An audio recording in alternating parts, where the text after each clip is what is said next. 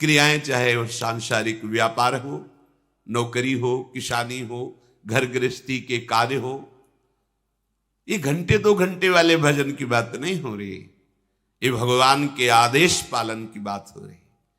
एक एक वृत्ति प्रभु में लगा दी गई।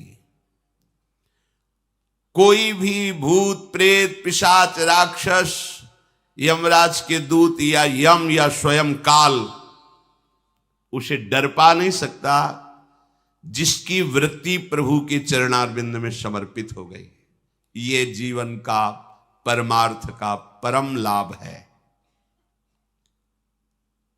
ये फल है। कुछ भी कार्य कर रहे हैं, नाम चल रहा है निरंतर, भगवद स्मृति है। चाहे वो गृहस्थ हो या विरक्त हो, यहां इस बात की चर्चा नहीं है। भगवत प्रेम में गृहस्थ विरक्त की चर्चा नहीं होती, उसमें अनुरक्त की चर्चा होती है। तुम्हारा मन कहां अनुरक्त है? अगर प्रभु के चरणों में अनुरक्त है तो तुम महात्मा हो, चाहे गृहस्थ हो या विरक्त हो। स्वप्न में भी कोई दैवी शक्ति, कोई विघ्नकारी देवता उसको भय प्रदान नहीं कर सकता। जागृत की तो बात जाने दो, जिसके हृदय में भगवत चिंतन है। मारे घूम रहे लोग कैसे दुख निवृत्ति हो? स्वप्न में भी तुम कभी दुख निवृत्त नहीं कर पाओगे भागने से। कर्म तुम्हारे आगे ही खड़ा रहेगा, चाहे जहां भाग के जाओ। इस कर्म का विनाश करना होगा। जो शुभ अशुभ दुर्ग विध्वंस बल तब जयति जयति जग उच्चरे, उसी की जय होगी, जय होगी जो अपने किए हुए कर्मों का नाश कर दे। वो केवल एकमात्र श्री भगवान करते हैं। हमारा एकमात्र कर्तव्य केवल भगवत स्मरण करना है। अगर हमारे हृदय में संसार का चिंतन हो रहा है और वाणी प्रभु के नाम में है, तो आगे चल करके वो चिंतन नष्ट हो जाएगा, स्मृति जागृत हो जाएगी। पर भजन अभी जैसा होना चाहिए वैसा नहीं हो रहा है। भजन तभी रंग लाएगा जिनका नाम जप कर रहे हैं, उन्हीं का हम ध्यान कर रहे हैं, एक एक वृत्ति उन्हीं के चरणों में लगी हुई है। एतावान सांख्य योगाभ्याम स्वधर्म परिनिष्ठया जन्म लाभा परहा पुंसा मनते नारायण स्मृति। अष्टांग योग का, वेदांतदर्शी ज्ञान का, स्वधर्माचरण का एक ही फल है कि भगवान श्री हरि की स्मृति जागृत हो जाए। स्मृति, याद, ये क्रिया नहीं है, ये हृदय का विषय है। अपने प्यारे की प्रतिपल स्मृति आ रही, कभी रूप की स्मृति में, कभी नाम की स्मृति में, कभी लीला की स्मृति में, कभी सेवा की स्मृति में। सांगोपांग चित्त की वृत्ति एकमात्र अपने आराध्य देव में। तस्मात् सर्वात्मनः राजन हृदयस्थम कुरु केशवम म्रियमाणो प्रवहिता ततो याहि पराम गतिम। इसलिए तुम्हारा परम कर्तव्य है, मृत्यु आने के पहले ऐसी स्थिति बना लो कि अब और कछु न सुहाय, तिनको जुगल सेवा सुख पगी। निषदेश जानत नाहि सजनी, एक रस भींजी रहे, एक रस भींजी रहे। श्यामा श्याम की रूप माधुरी में आसक्त चित्त उनको दुलार करने में लगा हुआ है। जीते जी ऐसी स्थिति बना लो कि स्मृति में केवल एकमात्र प्रभु रहे। अविस्मृति कृष्ण पदारविंदयो हो क्षिणोत्यभद्राणि च सम तनोति। सत्वस्य शुद्धिम परमात्म भक्तिम ज्ञानम च विज्ञान विराग युक्तम।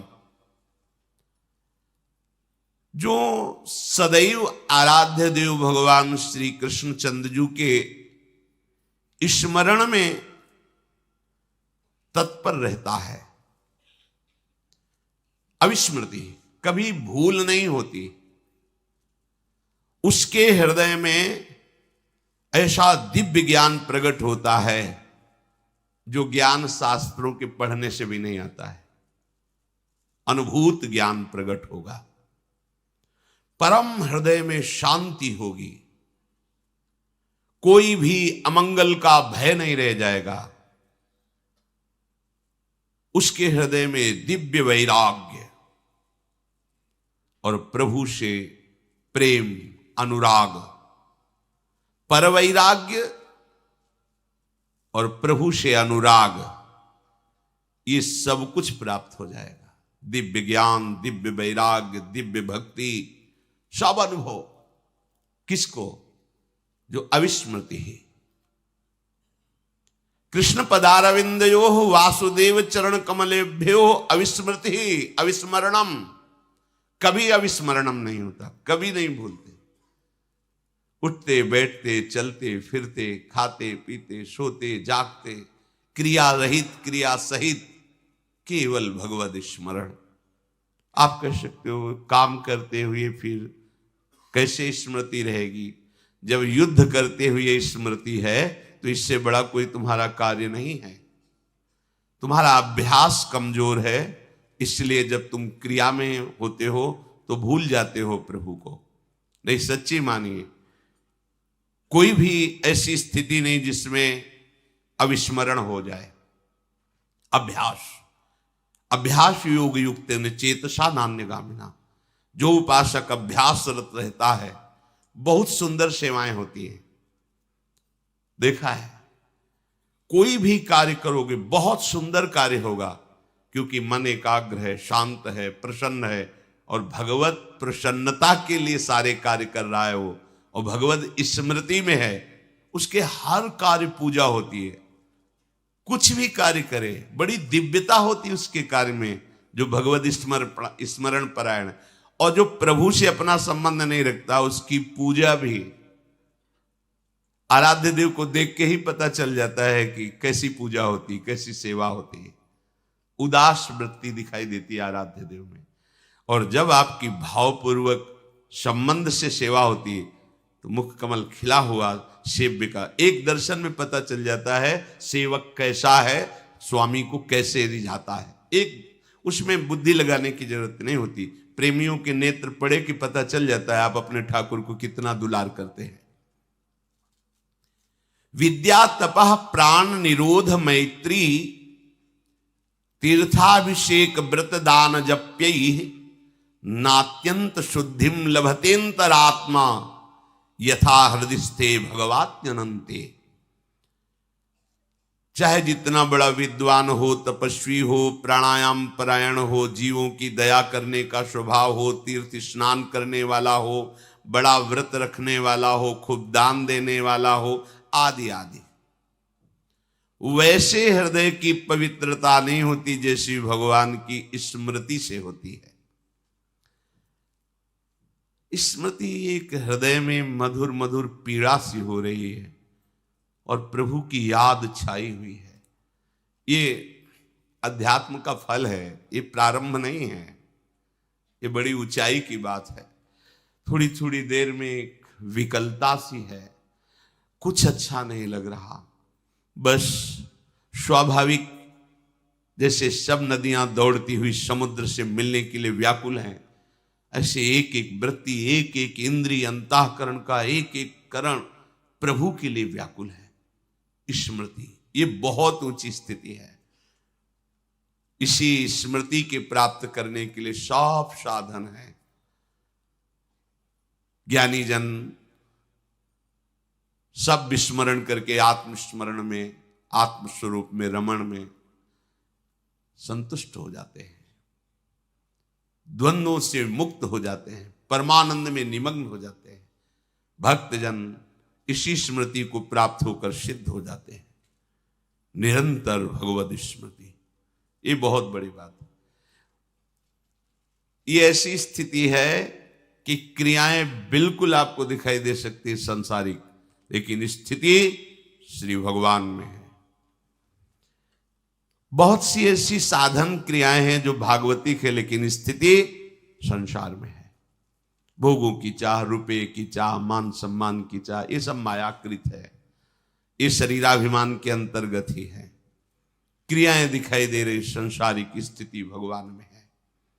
तो इन सब का जो भगवान वर्णन करते हैं कि विद्या, तपस्या, प्राणायाम, जीवों पर दया, तीर्थ स्नान, व्रत, तपस्या, जो भी आदि आदि ये सब कर रहे हैं और भगवत स्मृति नहीं, तो मानो ये सब व्यर्थ हो गया। और भगवत स्मृति हृदय में जागृत हुई, मानो सब का फल प्राप्त हो गया। यथा हेमनि स्थितो वह्निर दुर्वर्णम हंति धातुजम एवमात्मगतो विष्णुर योगिनाम शुभाशयम। जैसे सोने को आग का संयोग प्राप्त हो जाए, चमकने लगता है, उसका मल नष्ट हो जाता है, दोष भस्म हो जाते हैं। ऐसे जिसके हृदय में भगवत स्मृति रूपी आग लग गई, अंतरदाव लगी रहे, धुआं प्रगटे कोय, कहे जाने दिल आपनो या जा सिर बीती होए। अंदर ही अंदर भगवत स्मृति की आग लग गई है, पर धुआं न प्रगटे कोई, कोई जान न पावे कि आप इस कोटि के चिंतन करने वाले हैं। या तो आपका दिल जानता है, या तो जो इस स्थिति को हो वही जान पाएगा। जहां भगवत स्मृति एकतार प्रारंभ हुई, तो सारी कुवासनाएं, जन्म जन्मांतरों का जमा संचित कर्म, प्रारब्ध कर्म, क्रियमाण, सब भस्म हो जाता है। जैसे स्वर्ण चमकने लगता है, ऐसे ही वो विशुद्ध अपने स्वरूप में प्रकाशित हो जाता है। भागने की, दौड़ने की जरूरत नहीं है, मधुर मधुर हरि स्मृति की जरूरत है। स्मरण चल रहा है, ये सिद्धि है, साधना नहीं। ये सब साधनों का सब साधन कर यह फल सुंदर, प्रभु पद पंकज प्रीति निरंतर। अगर अपने आराध्य देव का निरंतर भजन हो रहा है, तो मोहि लखि परत भरत मत एहु। भरत जी महाराज जैसे भगवत प्रेम में डूबे हुए, तो उनका जनक जी महाराज, वशिष्ठ जी महाराज निर्णय करके कहते कि मुझे भरत जी का मत यही लग रहा है कि सब साधनों का यही सुंदर फल है, आराध्य देव के निरंतर स्मरण में डूब जाए। अगर हमें भगवत स्मृति नहीं है, क्रियाएं भागवतिक हैं, चिंतन संसार का हो रहा है, ठीक है, पर विश्राम स्थिति नहीं मिली है। जैसे लोग कहने लगे कि हमें तो 18 वर्ष हो गए भजन करते, काहे को व्यर्थ की डींग हाँकते हो। 18 मिनट भजन करके दिखाओ, तुम 18 वर्ष की बात करते हो। 18 मिनट कैसे? तुम्हारा मन उसी में लगा हो जो तुम सुमिरन कर रहे हो, तुम्हारी आंतरिक और बाह्य दृष्टि में केवल वही लिखा हुआ है, और श्रवणेंद्री वही सुन रही। एक सेकंड के लिए लक्ष्य से वृत्ति नहीं हटी। 18 मिनट करके दिखा दो। 18 वर्ष हो गए भजन करते, कुछ नहीं मिला। 18 मिनट अगर ऐसे करने लगोगे ना, तो हाहाकार मच जाएगा हृदय में, सारे दोष भस्म हो जाएंगे, चिल्ला के रोने लगोगे, हा कृष्ण, हा कमल लोचन, अब जिया नहीं जा रहा, वृत्ति जोड़ना नहीं आया।